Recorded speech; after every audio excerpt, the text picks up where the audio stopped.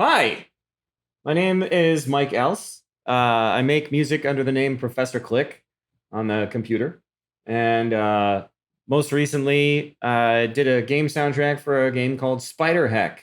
This one, super special to me, partly because the developer who created it, Neverjam, has been an awesome guy, awesome creative partner to have in like creating something.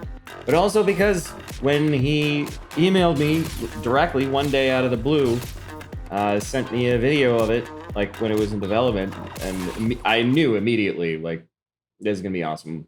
I'm definitely gonna work on this. That has brought me here today, and so I'm gonna do a walkthrough.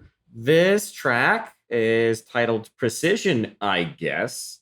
And the reason I wanted to present this was because it was the second track that I did, and when I presented it to Neverjam, this was the one that he was like, "Yeah," and I was like, "Okay, now I know what we're working with." All right, so you'll see pretty much immediately that I have a lot of tracks. I'll get all the way down to like 40. Yeah, this one is 44 tracks. But the way that I organize things is kind of sonically. So you'll see here, like, I've grouped certain things like bass melodies, long ambient sounds, impacts, which are like whoosh, big things like that. A channel just for the big chant.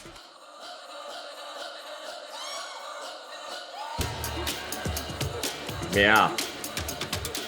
So yeah, I categorize things based on all the different sounds and like the kind of the roles that they play on screen, if you want to think of them in terms of like actors. And then I will generally, from like a mixing standpoint, group them all together into something I call music.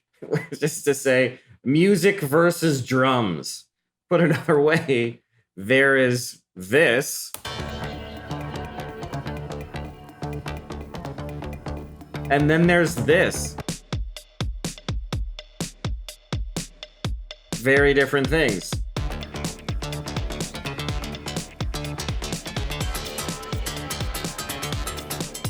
So that's how actually like summing and combining all of the music together for any one track on this soundtrack, or damn near anything I've made in the last, I don't know, probably 10 years. Now, for this track especially, a lot of the main like themes come from actually only a few different places.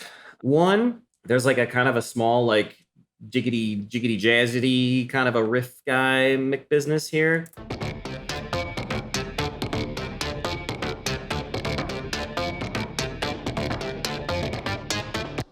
And that's, I can't help myself. Like, if you've ever heard anything I've done outside of this game soundtrack, you're like, oh, that he's been doing that for like 15 years. Yeah, I don't know what else to do. I literally can't help myself. Another theme that kind of comes through are these goofy chant sounds.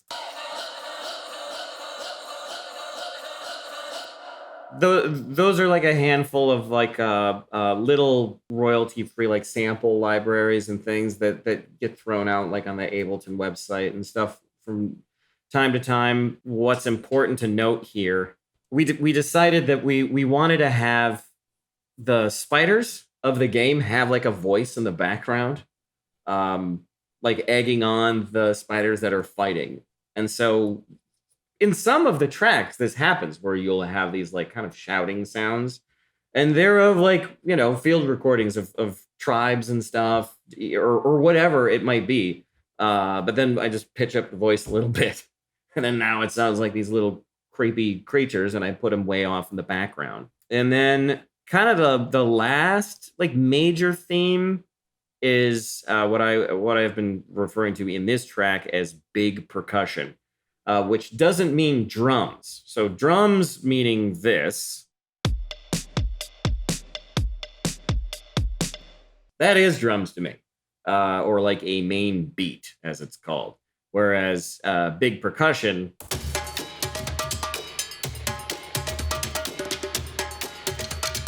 So I'm going to talk a little bit about this part of the track specifically, because this is generally where I get the majority of my kind of inspiration. So what I've done here, when you hear these like big percussive lines,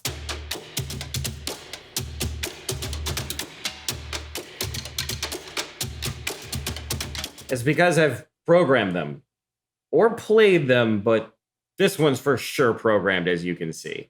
And when you pair these up, so what I'm showing you here in Ableton is MIDI clips of like of stuff that I've like either entered in by hand, played, or both. This is across two different like MIDI instruments. They're both Native Instruments Contact libraries. One is Damage, the other is African Percussion, like African Percussion. I use them both unapologetically all the time, not just in the soundtrack, but just like in life in general, doing my taxes. This is where the real magic happens. And so there's a part of this track that really starts to go bananas.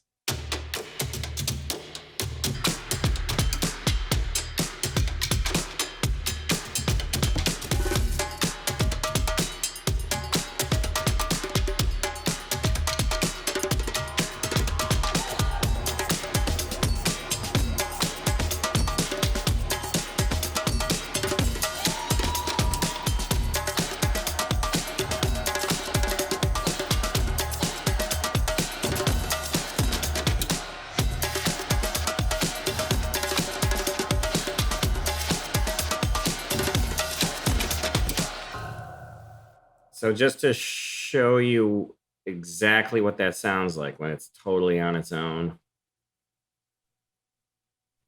Ooh, yeah. Here.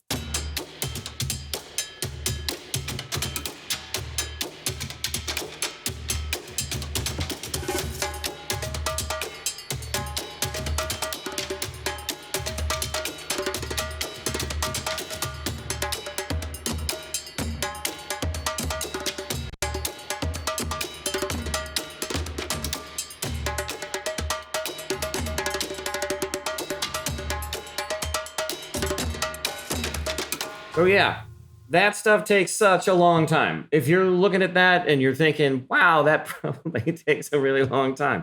It took me a super long time. But for whatever reason, I felt like this track culminated to a point where it really needed that. It needed something like that. Those are kind of the big themes, these great big tribal percussion parts, and then these kind of goofier, funky riff sounds, that stuff. Then yeah, like the big like kind of tribal shouting. To walk you through a couple of the things that I did to get these sounds in these like funk sections.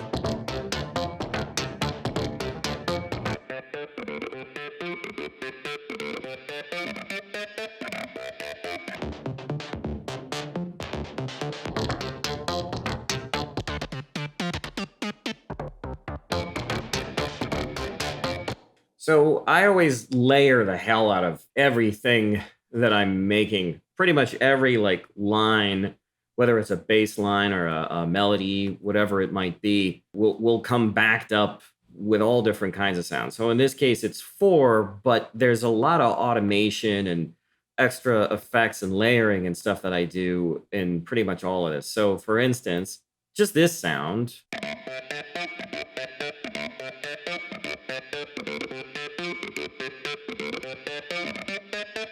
So this is TB303 emulator by Audio Realism, the ABL3. I'm a big fan of it. I grew up playing around with Rebirth 2.0, and it featured a couple of Roland TB303 emulators that I just fell in love with before I was using anything like what I'm using today. And then I'll run that through Guitar Rig. I'm a big fan of Guitar Rig. This is like an older version of Guitar Rig too. I haven't upgraded. But I just pipe it through all kinds of crazy stuff. It started with Fuzzbox and then ran that through a splitter where there's two different talk wahs, like talk being like they have kind of a formant, like Iowa kind of a sound to them. And there are two that it passes through, and it splits them based on the pan. And so I've got an LFO modulator on each one. Each LFO, low frequency oscillator, is changing the formant sound, the on each channel, left and right, at different speeds.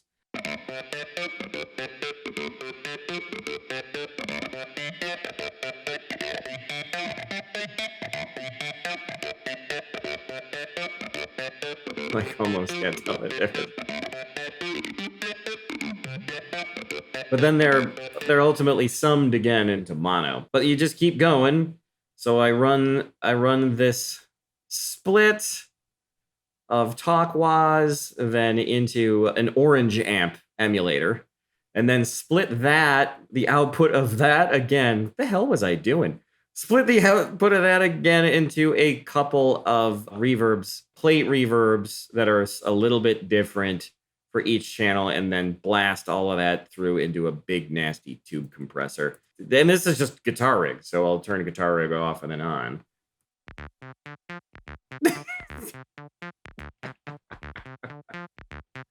This with it on.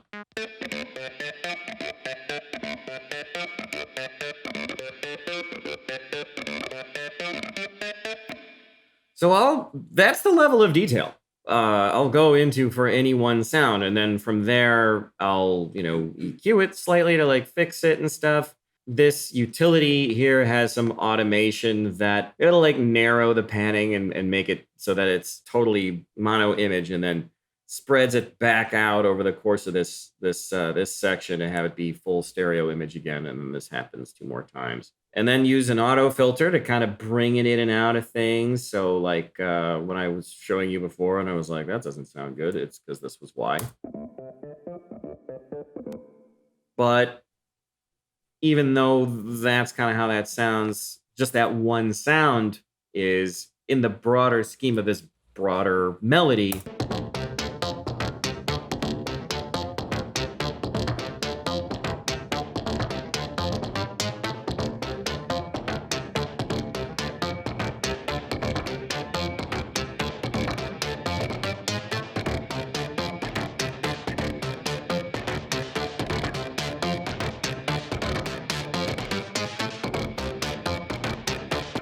So it's just layers on layers on layers of details on details on details. And it's just going in and crafting it and crafting it and crafting it over and over and over again.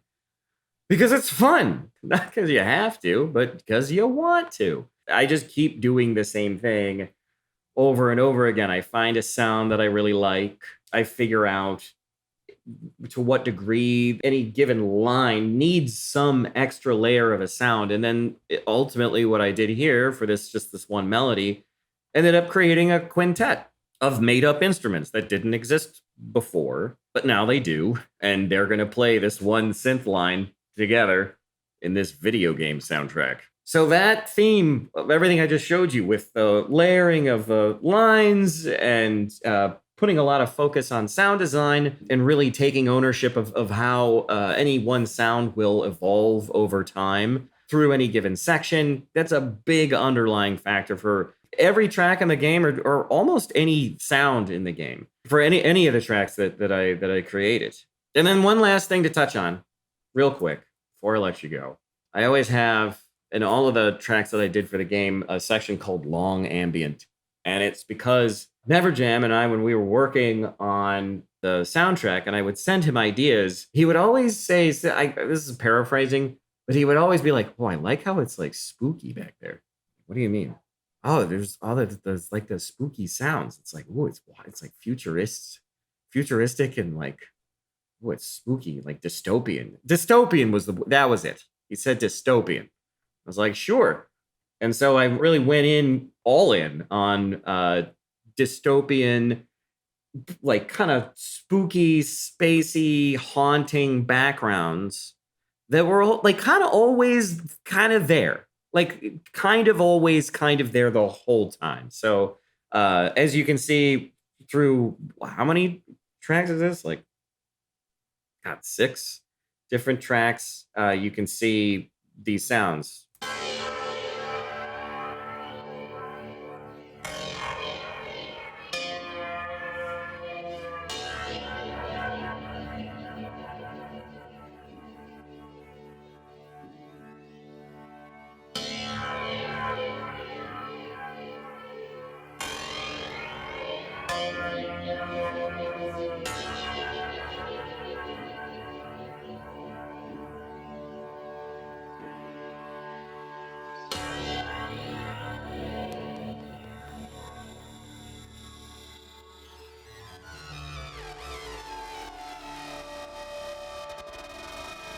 Yeah, just this constant, this constant state of staticky, mayhem-y, echoey business back there. And like I said, this is true for every track on the soundtrack. You take all of those elements, you pick out your bass lines, you pick out your great big percussion elements. You pour an unnecessary amount of time into the detail on all of those things. You get a few things to back it up. I unapologetically use like royalty-free, like percussion loops.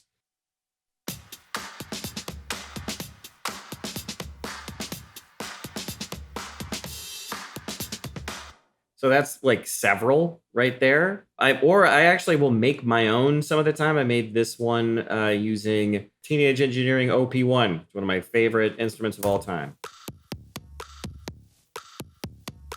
On its own, not really doing a whole lot. Oh, that one ended up being...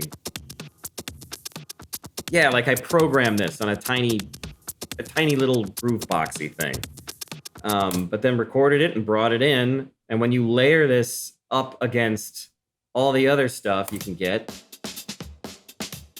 again, it's just a loop you could just use from like a library. You keep going, and then you layer all these things together when you need them.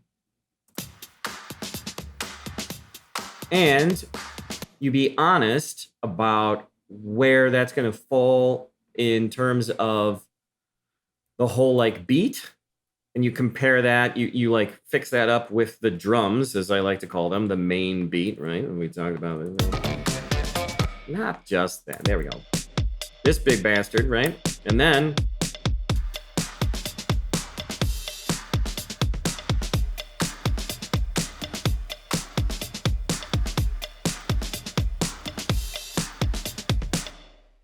there you go. So you just keep going. One of my favorite things to do is to, just for fun, to see if the groove feels right. Find a spot in the track where all the percussive stuff is going at once. Really going for it.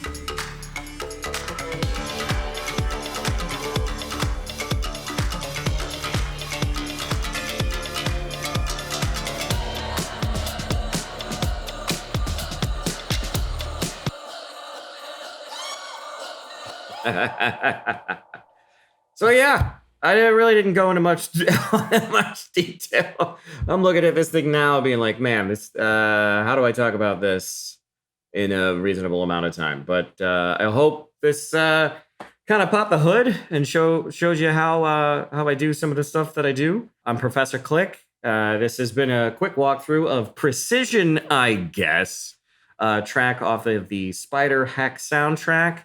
SpiderHeck's available on like all the things. Check it out, and thanks for having me.